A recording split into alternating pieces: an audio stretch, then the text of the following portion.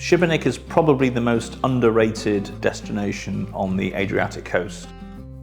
It's a stunning stone city in Dalmatia between Zadar and Split, and it has probably the most incredible fortresses. It's the first Croatian city on the Dalmatian coast. It's a city I've got to know really quite recently. Here are 10 things that really amazed me. We talk a lot about UNESCO World Heritage Sites, but there are only a handful of cities around the world which have more than one UNESCO World Heritage Site. But there are only 5 that have 2 UNESCO World Heritage Sites. They are Beijing, New Delhi, London, Berlin, and Šibenik. The first one is the St. James Cathedral, which dominates the old town, and this is made entirely of stone. Recently, the second UNESCO World Heritage Site was added. It was St. Nicholas's Fortress, which is a triangular fortress in the water and was part of the original Venetian defences. Another quite amazing thing about Šibenik, it's the place that had the first ever street lights in the world. Let me repeat that. It had the first ever street lights in the world, thanks to a man called Nikola Tesla. Tesla was born in what is today modern Croatia. Did a lot of his work down in Dalmatia, in the Krka National Park as is today. And there is an old power plant there called Jaruga. That was where the first ever system was put in place to do streetlights in the world. Šibenik has some very famous sons. Basketball fans are still mourning the death of Dražen Petrovic, who was killed tragically at the age of 28 in a car crash. Pianists are amazed at the wonderful work of Maxim Mrvica. But it's also a city that is famous for its singers. Arsen Dedić, Misha Kovac and Vice Vukov not only were from Šibenik, but they all grew up on the same street together. In the 2011 census, when people were asked what religion they are, 57 people responded Hajduk Split. And in Dalmatia, Hajduk is definitely a religion. But if you live in Šibenik, you are, I think, the only place in Dalmatia that does not follow Hajduk, but actually you support Dinamo. And this is because Šibenik is a smaller town than Zadar and Split. They tend to hate everything that comes out of Zadar and Split, and that includes football. So this is a little tiny pocket of Dalmatia where they're all Dinamo fans. One of the strange traditions in Šibenik is if you want to get married, you do not ever plan to get married in the month of May.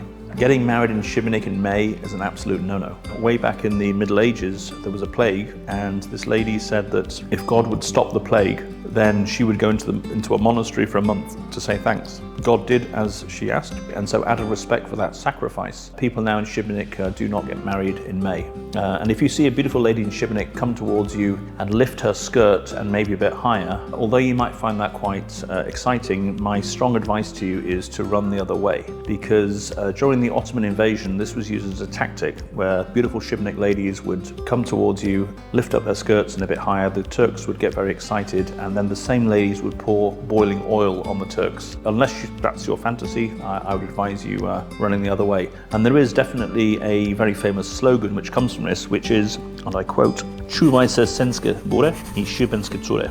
Beware of the wind of Sen, famous for its strong borough wind, and also the girls from Šibenik.